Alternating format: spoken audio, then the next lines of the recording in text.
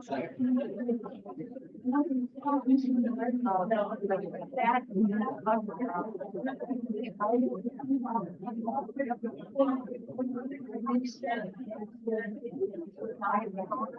evening, everyone. Good evening. 7 o'clock on the dot. Thank you for being prompt. We will still have some people who are coming in. We have a full room today, and we have a number of people who are streaming in the green room. I would like to say to those of you who have come out this evening, thank you so much. This is the second lecture of the Caravaggio series, and we are just thrilled to have you here. For those of you who are in the green room, you will be able to see everything live as it is streaming. And we welcome you about 5 minutes to 8 to come down so that you're able to be in the little theater to hear the question and answers and get the chance to meet Keith Christiansen. So to introduce Keith Christiansen, I would like to invite the person who curated this exhibition, our senior curator emeritus, Larry Nichols.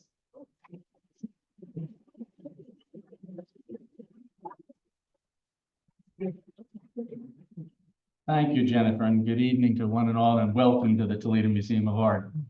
It is truly a privilege to introduce the second speaker in our 4-part series of Friday night programs in connection with the museum's exhibition, The Brilliance of Caravaggio, 4 Paintings in Focus, which is on view through the 14th of April, the day before taxes are due.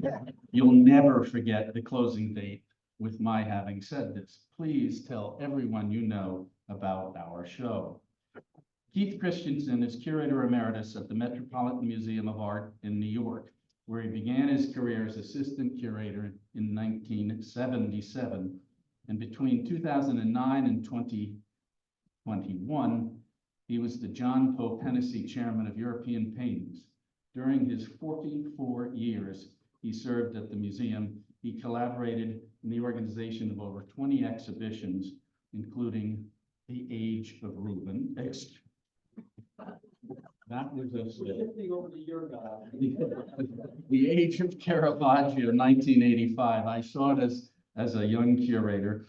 Painting in Renaissance Siena, 1989, and then a number of retrospectives. 1992 on Andrea Mantegna, Ribera also in 92, Tiepolo in 97, Orazio and Artemisia Gentileschi in 2020, then 2002, El Greco in 03, and a number of other shows. I'll cite just 3, from Van Eyck to Bruegel, early Netherlandish painting at the Met, and a great show, Poussin and Nature, as well as the Medici, Portraits and Power, 2021. Raised in Seattle and Concord, California, Christiansen attended the University of California campuses at Santa Cruz and Los Angeles and received his PhD from Harvard. He has taught at Columbia and the Institute of Fine Arts at New York University, and was the Clarence and Ruth Wedgwood Kennedy Professor in Renaissance Studies at Smith in 1999 and guest professor at Vassar in 2006. In addition to the many acquisitions he pursued and that have enriched the Met collection, he has published widely and is a member of the American Academy of Arts and Sciences and Chevalier dans l'Ordre des Arts et des Lettres, conferred by the Ministry of Arts in France. A longtime colleague of mine, I wrote Keith on the 13th of October, 2020, shortly after his impending retirement was announced. My communication included the following, and I quote, "The longevity of your Met curator career must be one of the longest in your institution's esteemed history. Heartfelt congratulations." I went on, "Might we still have a curator-to-curator conversation? There is a Toledo Museum of Art project I'd like to discuss with you," end quote. We spoke the very next day, and yes, the topic on my mind was our Caravaggio Focus exhibition. Keith has been a tremendous supporter of our initiative from the very outset, for which I am most grateful. To state the visually obvious, the first picture one encounters in our installation, the musicians, is a loan from the Met. Keith is an Italian painting specialist and a world-renowned expert on Caravaggio. The title of his lecture this evening, as you read on the screen, Some Thoughts on Caravaggio and the Practice of Painting from the Model. Please welcome Keith Christiansen.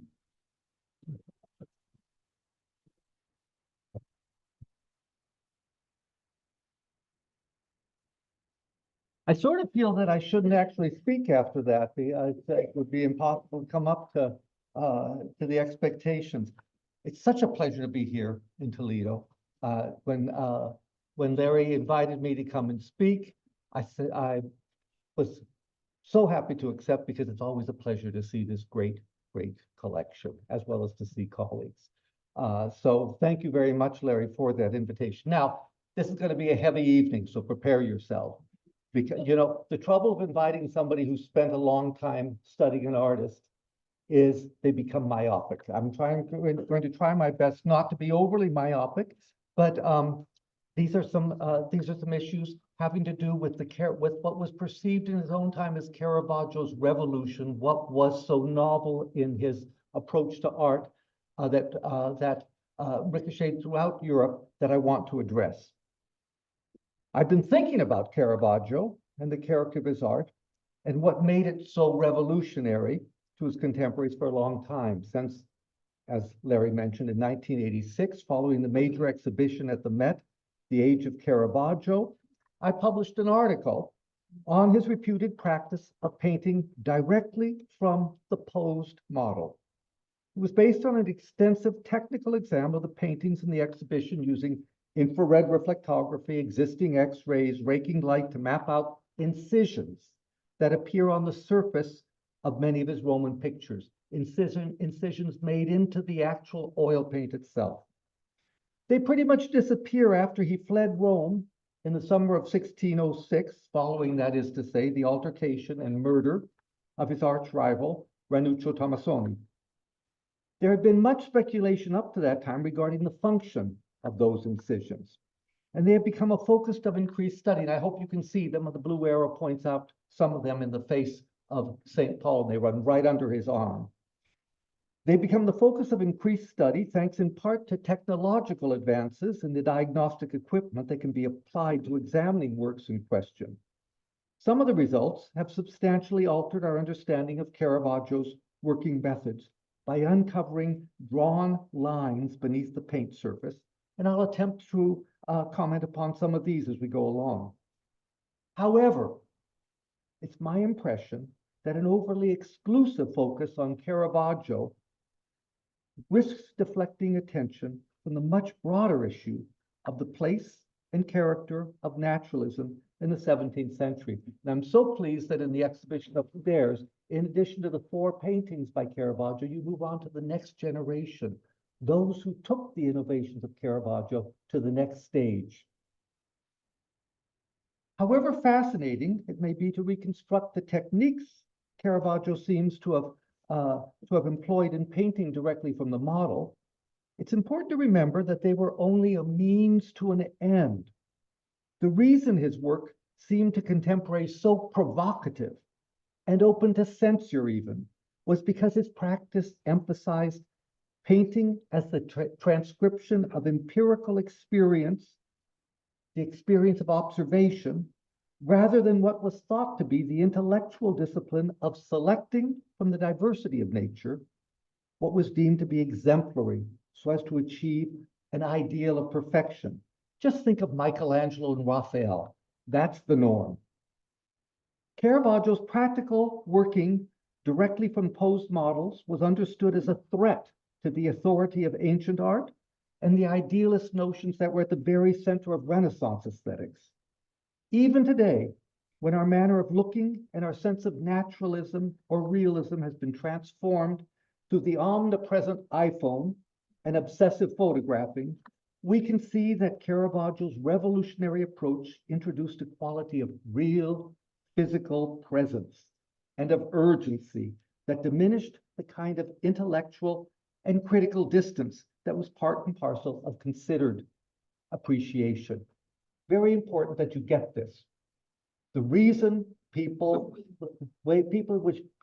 manner in which critics judged art demanded critical distance, where you saw the artist as work uh, idealizing the visual process, perfecting the diversity of nature.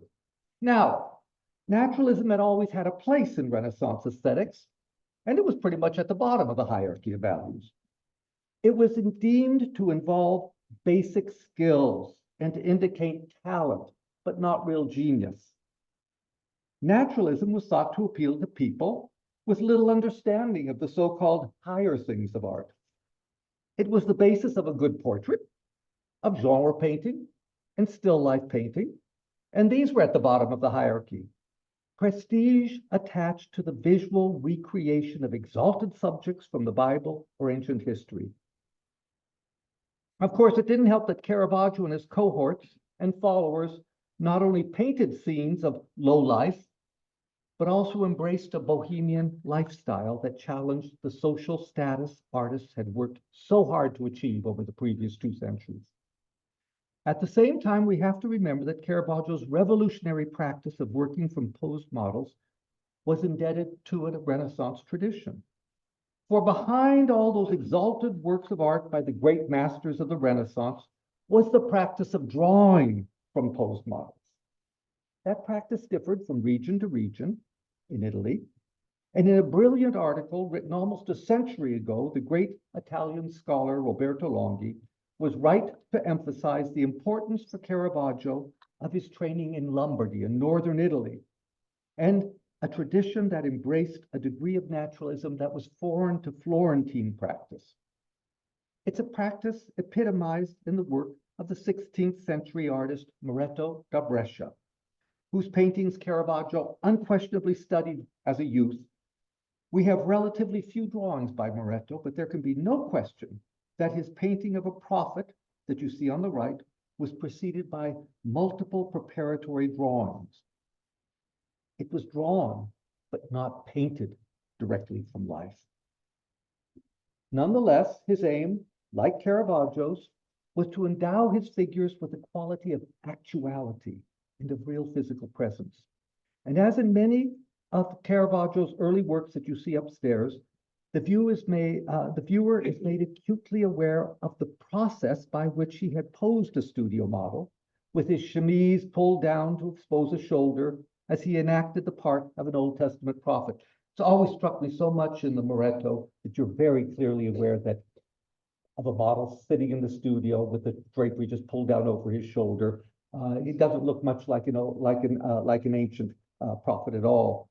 At the same time, it's worth pointing out that Moretto, who worked over a half century before Caravaggio, was actually more attentive to the anatomy of his model than was Caravaggio. He studied in drawings the anatomy. So too was the phenomenally gifted Federico Barocci, the artist from the Duchy of Urbino, who actually set the stage for Baroque painting. Just look at his marvelous study for the exposed shoulder and arm of a shepherd.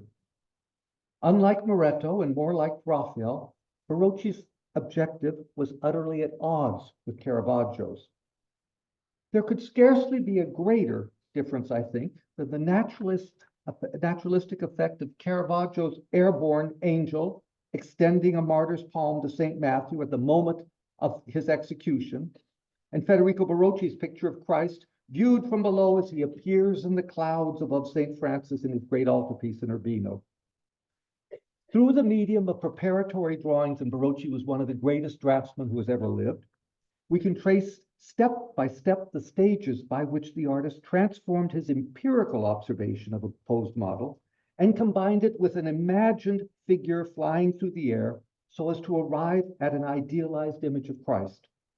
At one point, he may have had a workshop assistant stand on a ladder or a table with his feet dangling over the edge so he could study the effect of looking up at Christ as in a vision. But with the many studies he did for the gesture, just as the many studies he did for the gesture of Christ, which you see in the upper left-hand corner. The effect he was after, however, was the verisimilitude, the believability of the pose, not the particularities of the model. And in the final painting, the figure of Christ takes on the quality of a projection from his imagination. With Caravaggio's angel, by contrast, the artist has done nothing to disguise the fact that the figure was painted directly from a young boy laying on the edge of a table with his head and arm projected over it, as though reaching for something on the floor, and his back leg elevated on a box. Clouds are used to mask the props and suggest his airborne position. In essence, the Renaissance understanding of verisimilitude, that is, plausibility, has been deconstructed. So little did he idealize the features of his model in this painting that it's possible to identify the same figure in other works of art. Now, a recent examination of his depiction of St. Matthew, inspired by an angel, has shown the same process at work. The artist painted out the leg resting on the tabletop so as not to make him seem too earthbound. But that youth was actually lying on top of a table, just as his companion had been.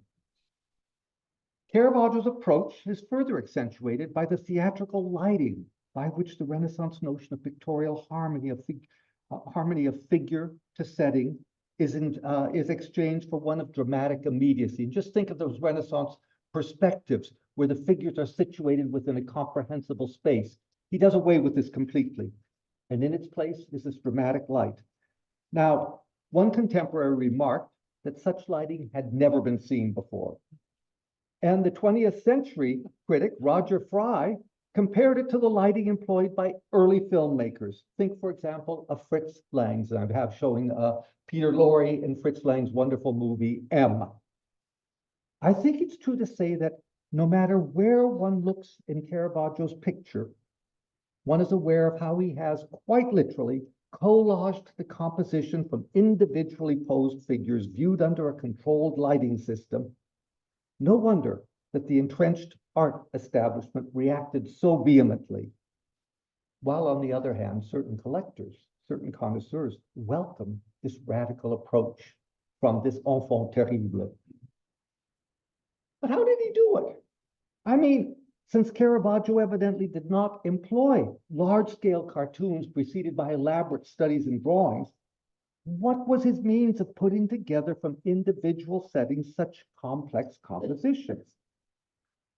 To answer this, we need to look for a moment at those who preceded Caravaggio, in not only drawing from the model posed from a shared studio, but in making informal painted studies from one. And here I'm showing a representation of, you can see all the students lined up drawing from the model. This picture of a boy drinking from a glass of wine, it may be familiar to many of you because it's in the Cleveland Museum of Art, dates from a decade before we have any certain work by Caravaggio. And in many ways, its rapid, open brushwork, its attention to optical effects, for example, the refracted light on his shirt, is actually more modern in its means as well as its suggestion of capturing a transient moment than, say, Caravaggio's early painting of Bacchus, in which the model, and it's actually a self-portrait, strikes and holds a formal pose that's taken over from a well-known print source that his teacher, Simone Petrozzano, had also used. Very importantly, Anibole's innovative picture is an informal rather than a finished work. It's just a study. It is almost certainly the product of a workshop exercise. And the reason we can say that is because there exists another version of it. Look closely, because you'll see that there are differences between the two. And I want to point out to you, for example, look at the neck of the carafe and the way in one picture it overlaps with the jaw, and the artist of the second has not allowed that overlap. It's less complex. These were pictorial problems that were being mapped out in the studio. And I've imagined that in this particular case, you have two different artists. I think one of them is actually by his cousin Ludovico, and sitting next to each other, looking at the same model, each one interpreting it. A fine example of this practice is this painting by the Flemish artist Michael Sverts, who spent years in Rome. The object of such an exercise was to master the complexity of the natural world so that it could be incorporated into a finished work of art. The picture was a means to an end, not the end itself. And I'm showing you this comparison to make clear the distinction between a quick fire study, the one on the left, and a more finished work that attains yet the freshness that we associate with 19th century painting. And these works by Annibale Carracci, when you first see them, you would think they were painted in the 19th century in the new realist style. I think you can readily appreciate the way the lessons learned from the quick study from life informs the more finished picture. And then there's Annibale Carracci's famous Bean Eater, which was painted about the same time as these works. And it further reminds us of the distinction between a casual study and a programmed work of art. And most of all, of the way in which it enabled Annibale to create an effect of a momentary action, not a frozen pose figure, but a moment in time. This is key to the whole project of Baroque painting. Indeed, the real demonstration of the importance of working directly from the model, which Annibale did both in the medium of drawing and in the much more direct medium of broadly brushed painting, is in the effect he achieves of a transitory moment, the figure surprised by our presence. The broth drips from the spoon as the rustic figure lifts it to his open mouth while glancing at us. In his early work, Caravaggio was not able to achieve the quality of movement, of an ongoing action captured in a transitory moment. His painting of the card sharp still has the artificial appearance of a collage of individual figures, each holding its pose. It's as though frozen. And this became a problem as Caravaggio took on complex compositions. Now, the papal doctor and connoisseur, Giulio Mancini, who was also a major critic of art and a key source for our knowledge about Caravaggio, commented that working from the pose models for a single figure composition was one thing, but it was quite another when the objective was to paint multi-figure complex narratives. 17th century writers saw clearly that painting directly from the posed models, what was called dal naturale, posed a threat to critical values as I've described them. For when an artist transcribed too closely the appearance of a model, the result was a breakdown in the fiction of the historical moment. Even the young Annibale Carracci was not able to avoid this kind of criticism from his peers. When his crucifixion, with its astonishing impasto technique, which I hope you can see on the figure of the bishop, was installed in the church of San Nicolo in Bologna in 1583, once again before we have any notice of Caravaggio, the leading artists of the city are reported to have lambasted it for what they called its trivial style. Their comments apply with even greater resonance to Caravaggio's martyrdom of St. Matthew. And I'm going to quote what they were. It's one thing, they said, to strip a laborer or drape him with a piece of cloth and to copy him with the intention of quickly garnering honor with little expenditure of imagination. But this is something to practice in a drawing academy, not in an altarpiece. You'll see the distinction that I've been trying to draw between these two practices. And these same critics then added, for the good and the beautiful in art does not consist in compiling the work with studied figures one by one, groping one's way towards a final solution. A further insight into the ways in which the work of Annibale Carracci and his cousin Ludovico prepared the ground for Caravaggio's innovation is given by this painting of the Lamentation. I was so pleased when we were able to secure it for the Metropolitan Museum in 2000. That the figure of Christ was studied directly from a posed model as opposed to the figures in the background, we know from this drawing done from a model or a workshop apprentice who was posed lying down, and you can see beneath the cloth that boxes have been adjusted to raise his legs.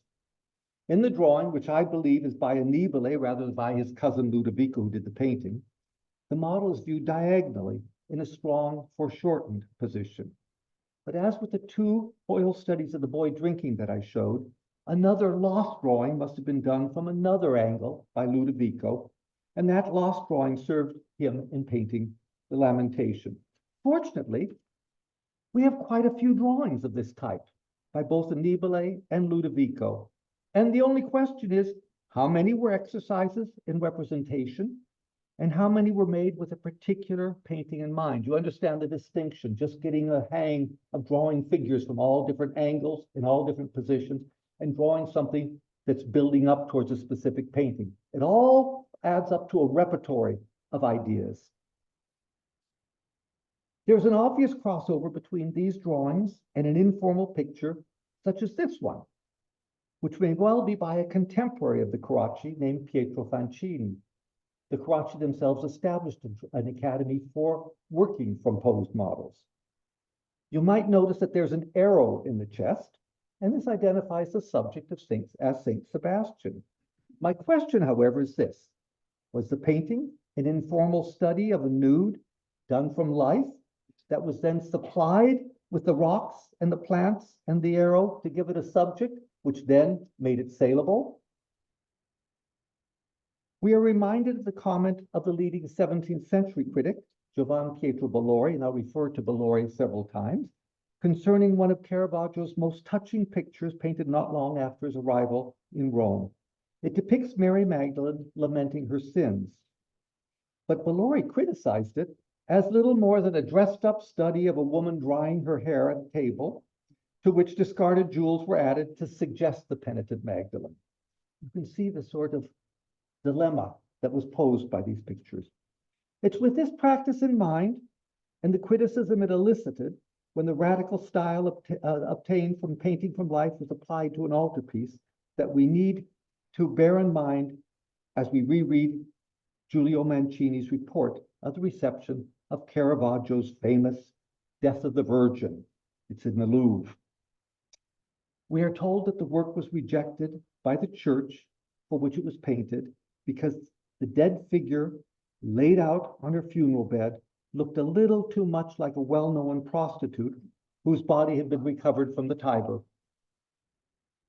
thus conflating past with present, sacred story with contemporary scandal, the naturalism appropriate to low-life subjects with an elevated style associated with altarpieces. It all added up to a breach of decorum. Despite this censor, Mancini could not help but admire the artist's strength and excellent color, as he says. Color implying here not merely the use of strong, saturated red, but the imitation of nature. Mancini made a valiant attempt to buy the painting in his collection. So you have, it's a fantastic thing, somebody who thinks that that what Caravaggio is doing goes against everything that art is about, but he says, but you know, it's really great. I think I'd like to buy it. We are in the, you'll also understand, this is the beginning of the art of the art dealer's business of art, and that you really are very close to what takes place in the 19th and 20th century. It's really why the Baroque period is such an important period. It's one of the many examples that can be cited of the critical condemnation of Caravaggio's naturalistic style by the artistic establishment, accompanied by admiration by less prejudiced collectors who recognized his innovative artistry. To many 17th century critics, Caravaggio's most impressive Roman painting was the entombment in the Church of Santa Maria in Vallicella. It's now in the Vatican. There's not the slightest question why this was so. For in it, we find Caravaggio arranging the various figures in a tightly constructed composition and effectively staging the action in a shallow space defined by the slabs of stone, with the various figures expressing their dramatic role through a brilliant orchestration of gesture and a rich play of contrasting facial expression. This time, the critic Giovan Pietro Bellori waxed almost eloquent in relating the poses of the figures to the drama in which they form part. He writes, behind Nicodemus are seen the sorrowing Marys, one raising her arms, the other putting a veil to her eyes, and the third looking at the Lord. Of the figure of Christ, he commented, he is supine, his face and chest pale with death, his arm hanging with the sheet of the fabric. The nude body is portrayed with the strength of the most exact imitation. The composition, in other words, lent itself perfectly to this kind of detailed description that was at the heart of Renaissance poetics. I've mentioned Giulio Mancini, the papal doctor and the art critic. He gives us a convenient checklist of what, to his mind, an artist needed to consider before undertaking a history painting like this one. And it's well to remember as you look at Baroque paintings throughout any museum collection. There was the imagined site where the action took place, the weather, the light, the protagonist, the accompanying figures, the clothes and the affects, which should be treated with attention to decorum and to grace. The whole composition should be carried out in accordance with the action, the position, the station, and expressive requirements. Of course, Caravaggio was well aware of these considerations. Indeed, we sometimes find him using artistically sanctioned poses with a kind of double-edged intent. The citation of a work by a major artist might be thought to give his naturalistic-based painting a kind of artistic legitimacy, but they might equally seem to undermine the idealist premise of the Renaissance tradition. So you could say, oh, I see how this pose with the crossed over legs, the angel and so forth, come right out of a famous fresco by Raphael, but he's not gone the same way as Raphael. He's actually undone him completely. Either way, they sharpened his work's polemical impact. He sometimes employed poses derived from canonically recognized high art to identify and elevate his sacred figures and to distinguish them from those he took from everyday humanity. For example, the outstretched hand of the figure of Christ in the Calling of St. Matthew has become a textbook example of his creative reference to the gesture of God, the Father, and Michelangelo's creation of man in the Sistine ceiling. But it's the balletic position of Christ's feet and his elegantly exaggerated contrapposto that identifies the critical source as this chiaroscuro woodcut after design by Parmigianino. Now, I just want to, I don't know, can you make out the feet of Christ on the side? Look at the direction that they're going. Look at the direction of his head, and you'll understand that what he is actually doing is stepping out this way and turning. It's the most artificial pose you could ever see. It's a specifically artistic pose that he has given to Christ to differentiate him from everyday reality.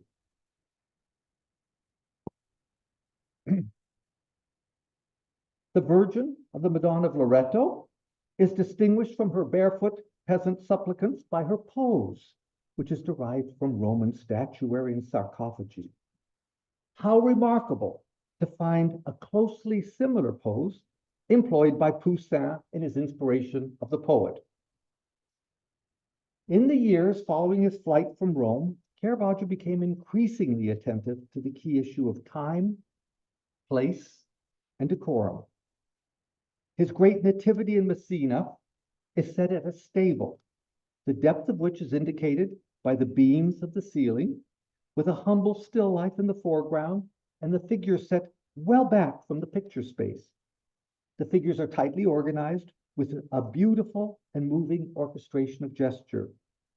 The Sicilian critic, Francesco Susino, declared, and I quote, "This one great work of art would have been enough for Caravaggio's glory for centuries to come, because here he removed himself completely from dryness and exceeding dark tones. Instead, on the ground is a basket with carpentry tools alluding to St. Joseph's trade. Above, on the left, the Virgin is seen stretched out on the ground looking at the Christ child wrapped in cloth and caressing him. She is leaning on a manger behind which those animals are grazing. At the foot of the Virgin, St. Joseph is seated deep in thought. Nearby, 3 shepherds adore the newborn child. The first one has a staff in his hand and is dressed in a white garment. The second, with his 2 hands joined in prayer, shows a bare shoulder that looks like living flesh. And finally, the third one looks on admiringly, his bold head painted marvelously. The rest of the canvas consists of a black background with rough wood that constitutes the stable. Now, whether any of the figures in this picture were actually painted from posed models, as opposed to having been based on preliminary studies, seems to me doubtful, especially if we compare it to another work. Another nativity in Sicily, this one's stolen, with a figure of St. Francis in Lawrence, where each figure resonates with individuality, and the angel, like his counterpart in the martyrdom of St. Matthew, was obviously painted from a model lying prone on a table with the arm hanging over. The picture, which was stolen in 1969, was painted for an oratory in Palermo, and in consequence, it was thought to have been painted in Sicily at the end of Caravaggio's career, and to be contemporary with the other nativity that I just showed. For good reason, it is now believed to have been painted in Rome about 1600, 1602, and to have been sent to Palermo, because after he fled Rome, he increasingly gave up painting directly from posed models. He had everything in his head by that time. I have long been fascinated by the story Francesco Cecchino tells regarding the raising of Lazarus, another Sicilian picture. According to him, for the figure of Lazarus, Caravaggio used a corpse. Well, the story to me smacks of sensationalism. Yet the one figure whose pose is partly fixed with incisions is that of Lazarus. And I suspect that to achieve the effect of physical presence he desired, Caravaggio had recourse to his earlier practice of painting directly from a posed, though probably not dead, model, and to painting from life. As the examples of his Sicilian paintings suggest, Caravaggio modified his approach to painting as his career advanced and as he cast a critical eye on the limitations imposed by an overly strict adherence to working exclusively from posed models. But during the Roman years, and certainly with all the paintings upstairs, he was adamant. According to the very early report given to the Dutch artist Karel van Mander by his compatriot Floris van Dyck, who had recently returned to Rome and were in 1603, Caravaggio was said to have declared that all works are nothing but child's work, trifles, whatever their subject, and by whomever painted, unless they are painted from life. As for the hierarchies of painting, which place still life and painting portraiture near the bottom of the ladder, since they involve imitation rather than invention, we have it from one of the artist's greatest admirers and collectors, Vincenzo Giustiniani, that Caravaggio maintained that it took as much effort to paint a vase of flowers as a figure, implying, if we were to take Caravaggio at his word, that the artist believed that a good still life painting was as much of an achievement as a complex figure painting. This was bound to set the whole art establishment of Rome in a furrow, which of course is what he wanted to do in making the statement, because he wasn't about to paint still lifes the rest of his life.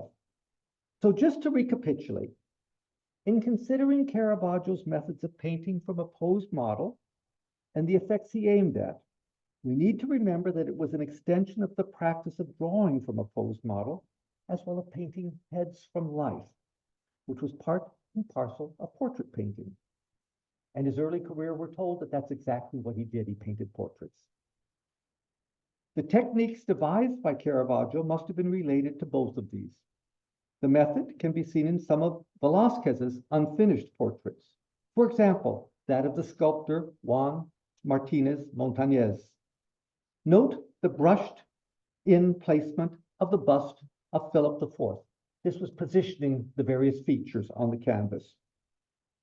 Or take the portrait, again by Velázquez, of an unknown man in the Alte Pinakothek in Munich, where we can see the black brushed lines indicating the placement of the sitter's left hand and the collar of the figure. These later examples probably give us a good idea of what the underpainting, the understructure of Caravaggio's paintings looked like. And in this study of a young peasant girl, again by Velázquez, we can appreciate just how rapidly he blocked in the forms and then concentrated on the head, which he brought up to a fair degree of finish. I just want to remind you that this was hardly an innovative technique. We find it in an informal study done by Lucas Cranach of Martin Luther's father. And basically the same technique can be found in the unfinished head studies we have by Reynolds and by Romney.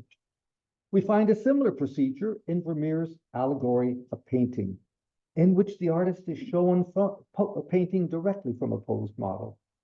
In this case, and I hope you can see it, the contours are in white rather than black. And they're more carefully laid in than they are in Velázquez's paintings. But they bear a very close relationship to the incisions that we have in Caravaggio's work. The function was identical, to fix the position of the pose of the figure. Velázquez and Vermeer are two artists who never saw each other's work. Yet they went about working from the model in very much the same way, albeit one had a more open and rapid technique and the other is more labored and detailed. Importantly, we find the same procedure in Michael Svertz's marvelous allegory of painting, in which in the background there is depicted a painter at work on a canvas, painting directly from life, while hanging on the wall behind him is a fully worked up painting, an actual canvas by Svertz, now in the museum in Karlsruhe in Germany. I'm sorry to say the picture is not well preserved, and so it's not possible to say whether the painter is working on the canvas is holding in reserve the area where he will paint the figure, as well as other elements in the composition. This is what we would expect in Caravaggio's practice. Do you understand what leaving something in reserve is? You hold the outline of the figure where it's going to be placed. You don't paint it, you paint from dark to light, leaving the last part to be for the figure. It'll come to you here. You should not be surprised because it's what Leonardo da Vinci did. To obtain a figure emerging from the shadows. It's also what Rembrandt did in his etchings. And I believe it's crucial to keep these examples always in mind in understanding Caravaggio's approach. Svertz's picture is plainly of great interest to us because of the way it shows the studio setup with a model striking a pose, the artist behind his easel, the light falling from a high place window. And he contrasts this manner of painting from life, from a posed model, with the youth in the foreground who's drawing from casts of classical figures, as well as that figure of a model figure of an écorché. So you have two different approaches to painting juxtaposed. It really is a marvelous allegory of art. The amount of time required to paint a figure from life varied enormously from artist to artist. We know from a letter written by Giulio Mancini to his brother in 1617 that the young Giuseppe di Ribera, he was only a teenager when he arrived in Rome, was uncommonly rapid. It took him only 2 days to paint an image of St. Jerome such as this one. While a composition of 10 half-length figures required only 5 days. It was incredibly rapid work. But you see, he had set up with a dealer and he needed to pay the rent. And we therefore have from his first years in Rome an extraordinary number of pictures. He was knocking them off one after another as they went on the art market. By contrast, Orazio Gentileschi, an artist who prized descriptive painting and high finish, took much longer to realize his paintings. We have an extraordinary testimony of a 73-year-old pilgrim from Palermo. His name was Giovanni Moli, who during the Lent had to testify at the trial of Artemisia's rape. And he tells us exactly what happened when he was brought to Orazio's house to pose for a picture of St. Jerome. Here's what he said in Lent of 1611. Gentileschi, the painter, used me to portray a head, and he made some pictures as well as a full-length St. Jerome. He made me undress from the waist up to make the St. Jerome similar to me. And to achieve this, he kept me at his home during the whole of Lent. Remember, that's 40 days. For 3 and 4 days a week. I went every day to his house, and on some days I was there from morning to evening and ate and drank in his house. And he paid me for these days, but I went back to my house to sleep. You can see from the position of the saint's left hand on the skull, with his right arm resting on the stone, that the model was given props, those boxes, to assist him in holding a pose during the long hours of modeling. And as sometimes happens with Caravaggio, the effect is frozen, or as Bellori would have said, senza azione, lacking action, lacking an effect of movement. The Pilgrim Moley records that Gentileschi also made a study of his head, and this explains why we find figures with features that resemble those of Moley in pictures that were done years later. Not only that, but Gentileschi also made a second version of the composition. He did not need the model to paint that picture, but the fact that they really begin to look very close in quality should be a warning against any assumption that it's easy to distinguish between a work painted directly from the model and one that's replicating that picture. The head studies Orazio made may well have resembled those that have come down to us by another artist influenced by Caravaggio's practice, Orazio Borgiani, such as this head of an old woman in the Metropolitan Museum. It may be of his mother, who we know he painted heads of. Borgiani, too, used these heads as a means of giving his religious paintings a greater quality of actuality. And you'll see that the very similar figure appears as the old woman at the far left.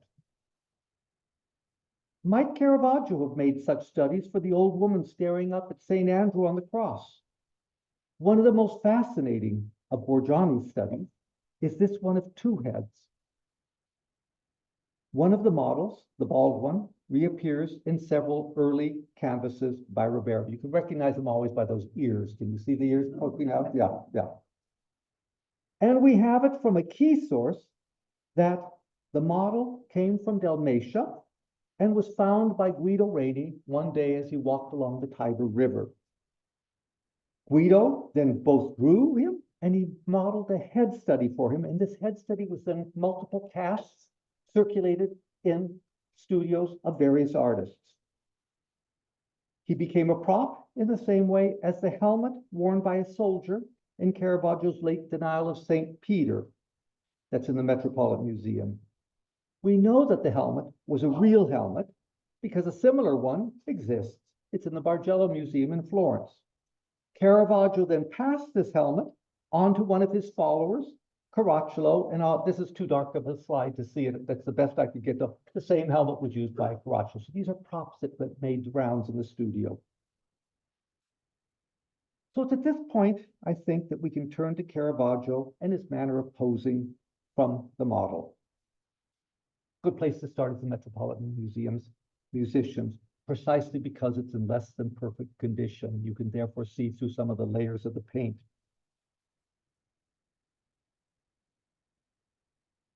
You can see, first of all, that it's collaged together from 4 different figures.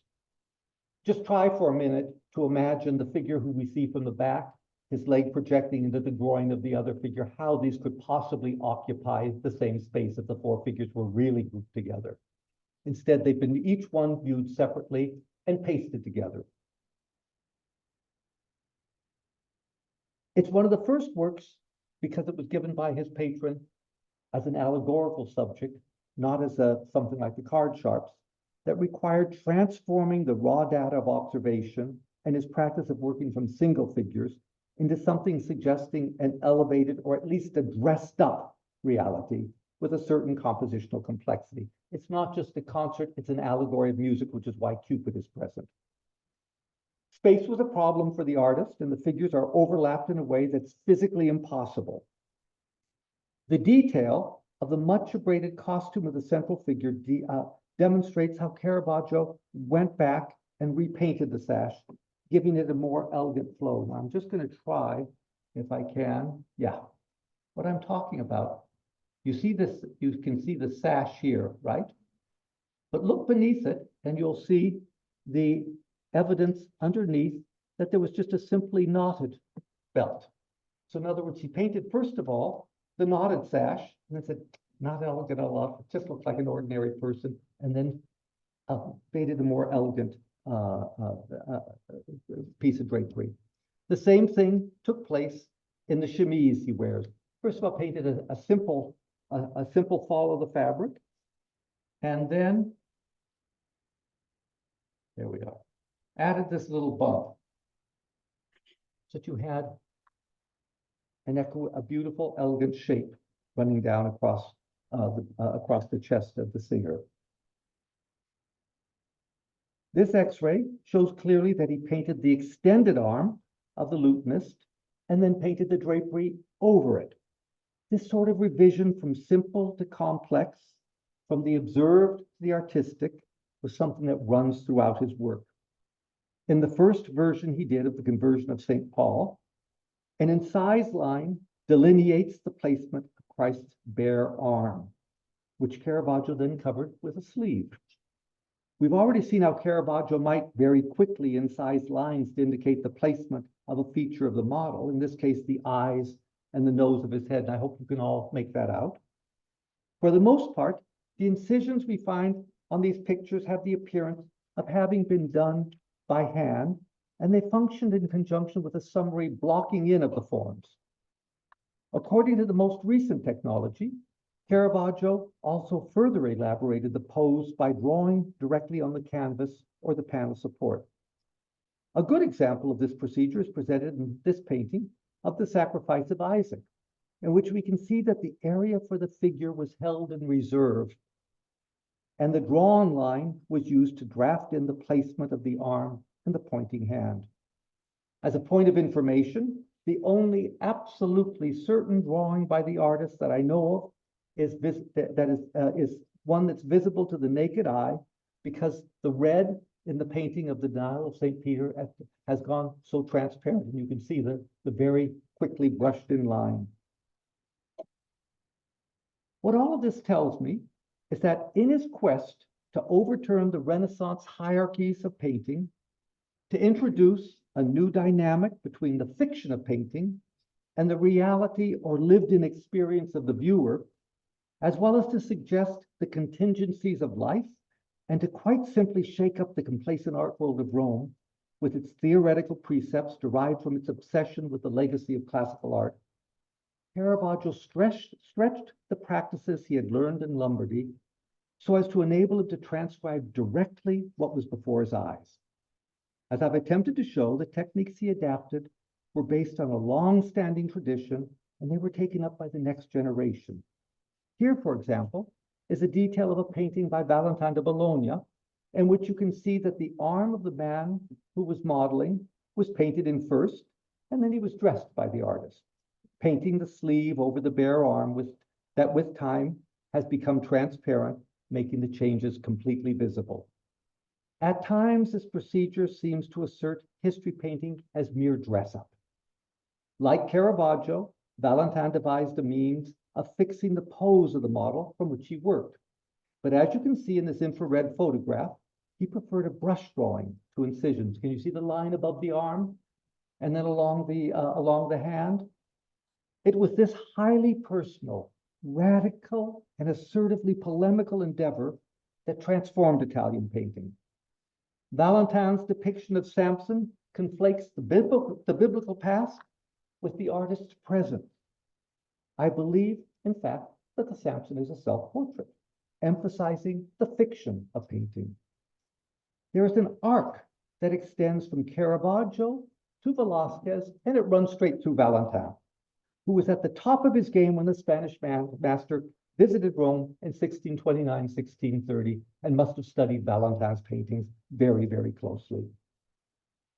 Thanks to Caravaggio's example, there was now the possibility of treating a myth such as the story of Midas washing his hands to get rid of that golden touch that prohibited him from eating even a sandwich, not as a recreation of a classical literary source, as Poussin shows him in this very beautiful painting, but as an existential moment in a poignantly human drama of remorse over a fateful decision.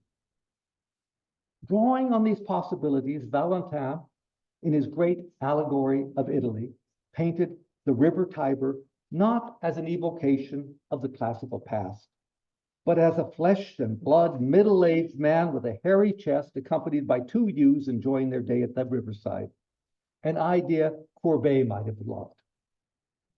How the Barberini who commissioned this great picture must have enjoyed the sophisticated way it transformed an inherited Virgilian Latin culture into an earthy Italian one, in which the artist has intentionally inverted artistic expectations.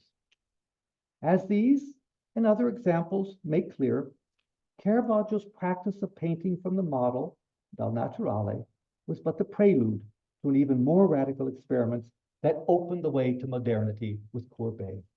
So thank you very much. I'm very happy to answer any questions.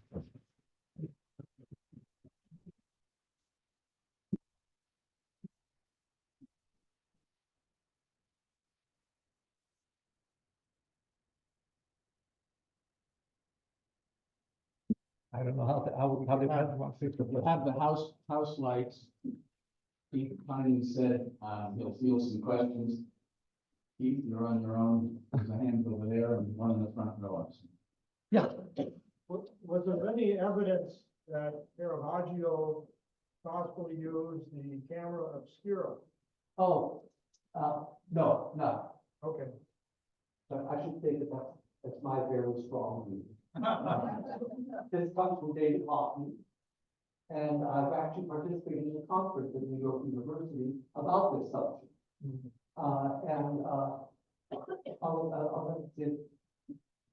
There was a beautiful presentation at that conference, but, I do not believe we use the camera still. Thank you. Yeah. And that's what, and for that fits in with the technique that I've been trying to show, which is precision. So, yes. So I was very impressed by the entire argument about the use of the scribe lines and other methods that Caravaggio might have used. And I wanted to know if some of the contemporaries that you pointed out, especially Velázquez or some of the others, may have also modified their techniques in relationship to how they were reporting their portraits or their paintings. Yeah, so, first of all, the incisions, they can be found in they're very rare outside of Caravaggio. But I have seen them in a few other cases, by Rivera, for example, where we can see it in the hand. Was used incidentally. My guess is that the more one looks, the more one will find them used.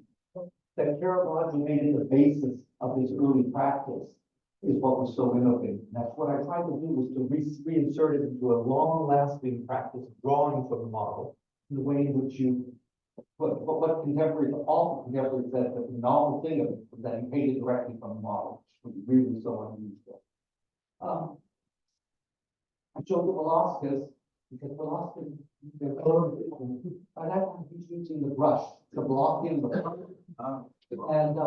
And I did not show this, but Caravaggio also blocked in various parts, and we've been able to technical examination to see it.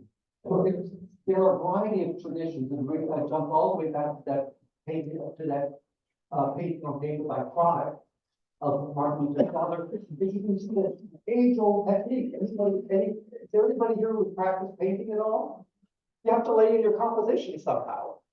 And the easiest way to do it is by a quick brush drawing. You can find this in many the classical technique, Renaissance technique, preparatory drawings, working towards a large-scale cartoon, and then the cartoon applied to the wall, and the design transferred directly to the wall or to the canvas. This is the way Raphael worked. It's the way Michelangelo worked. It's the way almost all great art work until Titian. Titian is the transformation of Western art. Titian, with his broad brushwork, with his extraordinary mastery of color, his interest in natural, all of those innovations come from the north of Italy. And Caravaggio, going to the Rome, brought a North Italian tradition to Rome that suddenly seemed so wonderful. And we actually have it from a person in the group who was a connoisseur, critic, and who writes, there are 4 schools of painting in Italy. The Florentine, which is very attentive to drawing and to careful. The Roman, which is very attentive to classical antiquity. The Venetians, which are very naturalistic, and then the Lombards are very even more naturalistic. And that's all we could come up with. And so it sets in motion a whole dynamic. And also, I want to emphasize the controversy becomes very much a critical controversy. How do we judge art? And when you think of Michelangelo standing below the Sistine, in the Sistine Chapel, and you feel elevated by what you're looking at. And then you look at Caravaggio and you feel a very strong connection, one-to-one. So it's a complete transformation of expectations. And it resonated with Northern artists in a very particular way. And upstairs is the work been done, not all, a couple of years after, 3 years after he returns from Rome, where he had spent upwards that we now think all of 8 or 9 years looking at Caravaggio. And so it had a big impact throughout Europe. Were there any other questions that I could answer? Yes. Do we know anything about the models themselves? The ruins. The ruins. We don't, there's been a thought that for the Magdalene upstairs, for a St. Catherine in the Thyssen collection, that the same model was used. There are articles identified, I think the same model appears in this picture. Who is it? And in one case, we do know of him having had a girlfriend. The whole issue of sexuality, I'm just going to push aside because there's much written about it, but in point of fact, we know nothing. But we except that there was somebody who was accused of being his girlfriend. She's been thought to be involved. And then on the other side of the sexual issue, check with Caravaggio. We have British tourists in Rome who visits in the Giustiniani Palace. And the picture I showed of the Cupid, along with the Velasquez Mars, the Cupid was kept behind a green curtain. We are told so would be the grand finale. After you've seen all of his great pictures, you pull back the curtain and there was this figure, obviously because, wow, that looks real. And the British tourist says, and it shows his lover, the boy Checo. And that's the only sign we have from this of the homosexual connection. There's been much elaborated about it, but that figure also appears in the Sacrifice of Isaac, and in a number of other pictures. So he clearly had the same boy using both.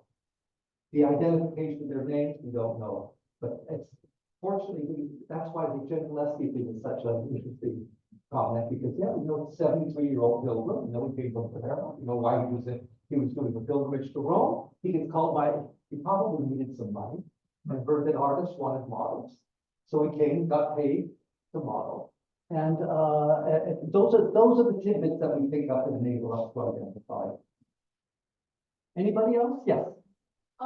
How, obviously bringing an animal to model from in person presents its own problems. So other than sculpture from antiquity, how would artists model animals? I think they do a lot. And that most of those must have been done from God. We have very beautiful drawings of animals by Renaissance artists. But you're absolutely right. Unless you want to have a mess to clean up in your studio afterwards, it's going to be a problem. I don't think they painted from donkeys, no, or cows and so forth. That's just a guess. Yes. I have two quick questions. What is the metaphor of the black blade or dagger or sword that he has in so much of his work? The black dagger or sword? Yes, he's got a black dagger or sword in many of his works, like the cards. I'm sorry, I'm drawing a blank there. I know daggers or swords when they appear, for example, in the David and Goliath, where it's traditional to have a sword.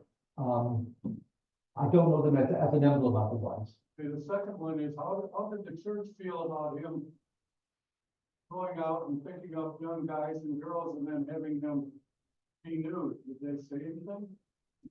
So he wasn't all artists had models. We know that some artists,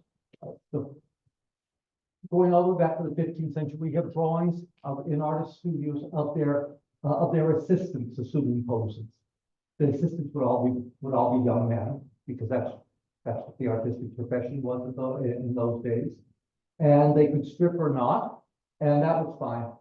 The whole issue of women modeling and modeling nude, stripping down, is an issue that has only recently been investigated more thoroughly.